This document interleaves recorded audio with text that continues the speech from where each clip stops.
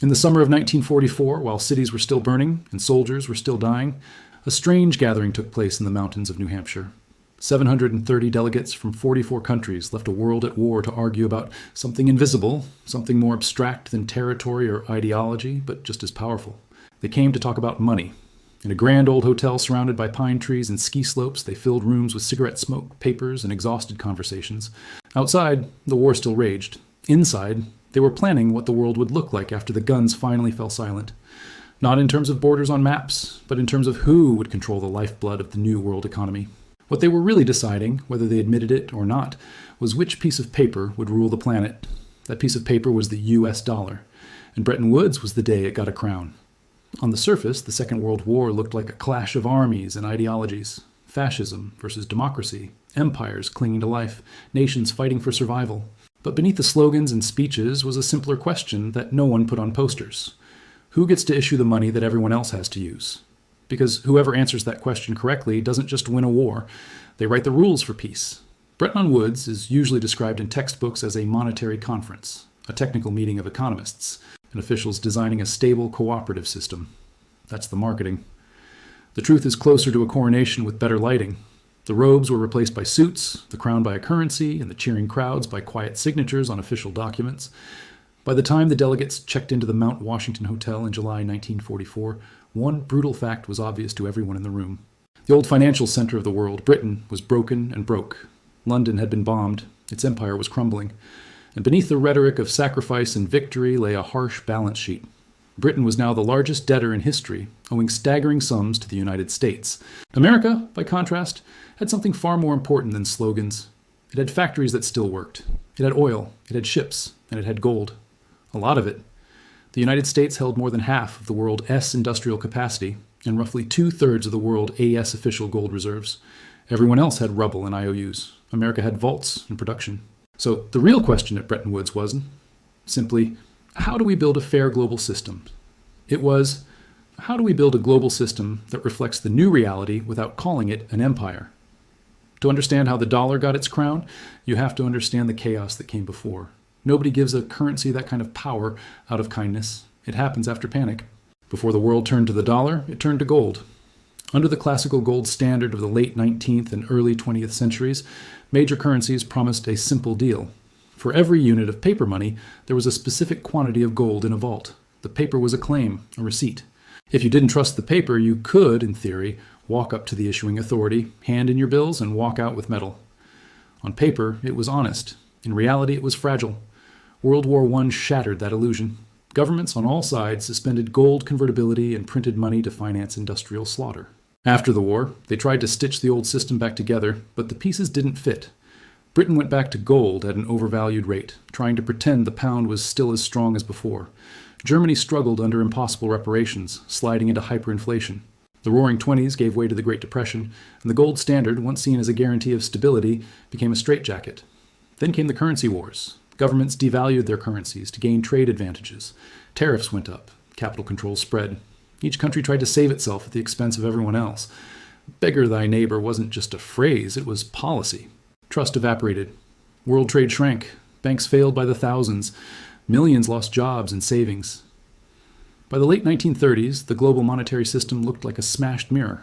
Sharp, dangerous, and useless. The economic chaos fed political extremism. The path from currency collapse and mass unemployment to authoritarian promises of order is a short and familiar one. So when the war neared its end, no one serious wanted to go back to that. Bretton Woods wasn't a luxury. It was a desperate attempt to avoid repeating a sequence that had led from financial breakdown to global catastrophe in less than a generation. The world didn't just need peace treaties. It needed a financial ceasefire. Inside that hotel in New Hampshire, the blueprint for that ceasefire was largely shaped by two men who never fired a weapon in the war, but helped decide who would own the peace. On one side was John Maynard Keynes, the British economist, representing an empire on life support. For over a century, London had been the heart of the global financial system. The pound sterling had been the world's dominant currency, but Britain had spent its wealth fighting 2 world wars in 30 years. It was exhausted, indebted, and dependent on American supplies. Keynes could see what was coming if the world simply shifted its trust from one national currency to another. Whoever controlled the new reserve currency would gain a subtle but enormous power, the ability to issue promises that everyone else depended on. So he proposed something radical for his time, a new supranational currency called the Bancor that no single country owned, a global clearing union that would act as an impartial referee, not a player, no single state's money at the center, no single central bank as master. On the other side was Harry Dexter White of the U.S. Treasury. His position was far less romantic and far more practical. Why invent a brand new world money, he asked, when the United States already had the only currency that mattered in practice? America had the industrial base. America had the gold. America had the credit. If the world needed an anchor, the dollar could be that anchor. Keynes wanted a round table. White wanted a throne. And in international politics, noble ideas are nice. Gold, factories, and leverage are better. The compromise that emerged has been dressed up in technical language ever since, but its core is brutally simple. At Bretton Woods, the delegates agreed that all their currencies would be pegged to the US dollar at fixed exchange rates. The dollar, in turn, would be pegged to gold at $35 an ounce.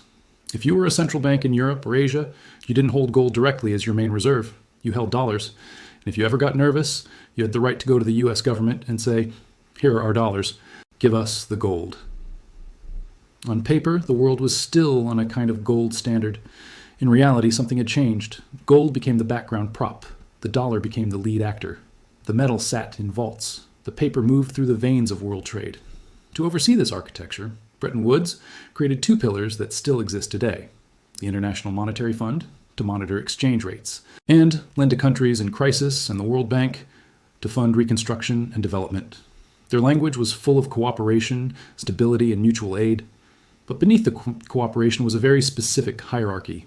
The country that owned most of the gold and most of the productive capacity also owned the currency that everyone else had to use. It's like designing a new global casino and agreeing that every player will use chips borrowed from one particular house. You can talk about rules and fairness, but the house edge is baked in.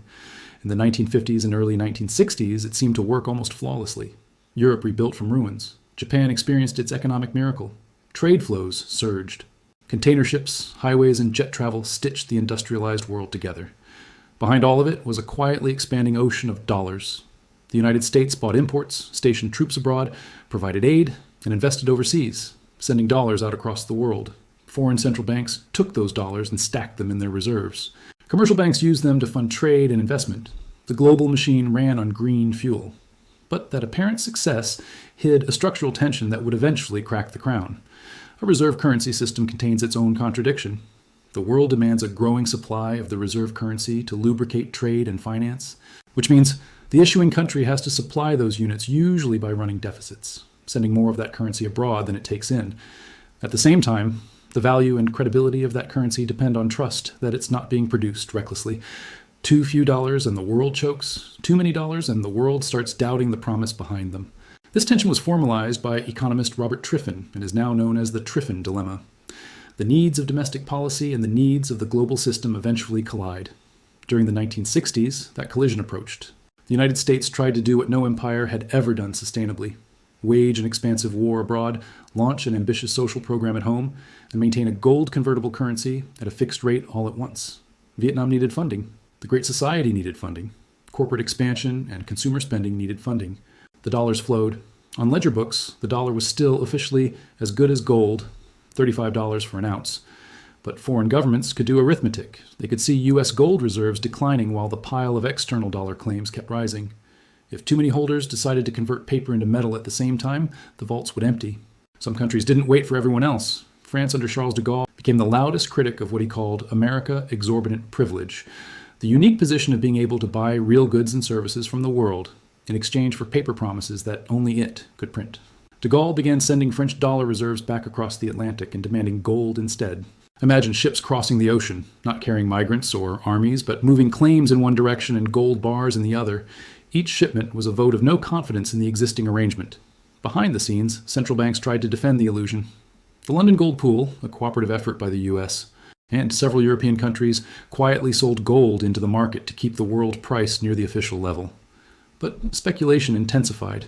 Investors understood that if the free market price of gold rose too far above $35 an ounce, the fiction couldn't be maintained. By the late 1960s, the United States faced a fork in the road that no speech could avoid. It could defend the gold peg and risk strangling its own economy with austerity and higher interest rates to shore up confidence, or it could defend its ability to print and spend and sacrifice the metal backing that had given Bretton Woods its legitimacy. On August 15, 1971, President Richard Nixon went on television and announced that the U.S. would temporarily suspend the convertibility of dollars into gold for foreign governments. The word temporary did a lot of work. The suspension never ended. The gold window slammed shut. With that single act, the formal heart of Bretton Woods stopped beating. The crown the dollar had worn was no longer made of gold.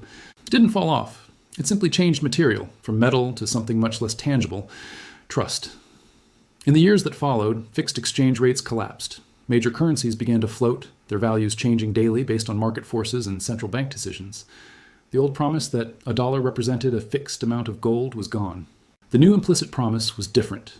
The dollar represented a claim on the world's largest economy, its deepest financial markets, and its most dominant military. So why didn't the dollar lose its throne when its metal backing disappeared? Because the system quietly rebuilt its foundation on something else: oil. In the mid-1970s, the United States reached a strategic understanding with key oil-producing countries, especially Saudi Arabia. The arrangement was simple in principle. Oil, the lifeblood of industrial civilization, would be priced and sold in dollars on global markets. In return, the U.S. would provide security guarantees, arms, and access. The petrodollar was born. If you wanted to keep lights on in your factories, fuel in your vehicles, and heat in your homes, you needed oil. To buy that oil, you needed dollars. And if you were an oil exporter swimming in surplus dollars, the safest place to park them was in U.S. financial assets, especially government bonds. The gold standard had died. A dollar standard, backed by energy and enforcement rather than metal, had taken its place. The global architecture created at Bretton Woods was officially gone, but its power relationships remained. The IMF still stepped in when countries ran into crisis, often with conditions attached. The World Bank still funded projects with strings and priorities set largely by its biggest shareholders. International trade was still denominated overwhelmingly in dollars. The dollar's crown had become less visible but not lighter. And that's where the story stops being just history and becomes personal. When one currency wears a crown, everyone connected to the global economy pays tribute to the system around it. People feel that tribute in ways they often don't connect to the root cause. You feel it when your country's currency sinks against the dollar and imports become more expensive. You feel it when a crisis in a distant American bank triggers a credit crunch in your city.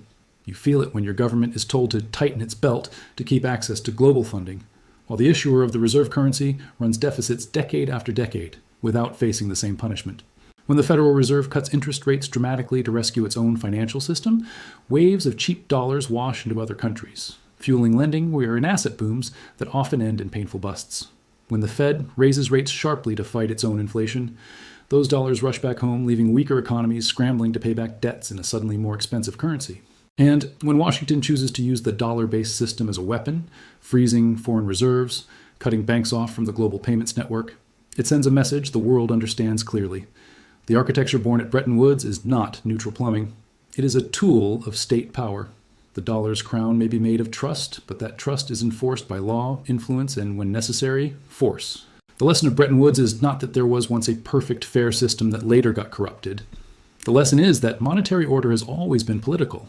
Currencies don't become global because they are morally superior or mathematically perfect. They become global because they represent concentrated power at a particular moment in history. When the dollar got its crown in 1944, it wasn't the victory of some abstract economic theory. It was the reflection of tanks, bombers, assembly lines, and vaults full of metal. When the gold link broke in 1971, the system didn't become honest or dishonest overnight. It became more obviously dependent on belief that U.S. debt is the safest asset, belief that no other country can credibly replace the dollar, belief that the costs of changing the system are higher than the costs of living with its flaws. History suggests that no crown lasts forever. The guilder wore it before the pound. The pound wore it before the dollar. Each era insists its order is permanent. Each era is eventually proven wrong. Somewhere, in some future conference center, delegates may once again gather to discuss reforms and cooperation, while quietly deciding who gets to write the next generation of promises. Maybe they'll talk about digital currencies, maybe a new international unit, maybe regional blocks. The vocabulary will change. The underlying struggle will not.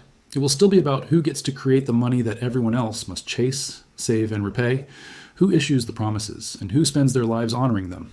That's why Bretton Woods still matters. Long after the gold window closed and the original pegs disappeared, it was not just the day the dollar got a crown, it was the day the world, exhausted and hopeful, agreed to build its future on top of the IOUs of a single state. If this gave you a new perspective, hit subscribe. History has the answers. I'll show you where to look.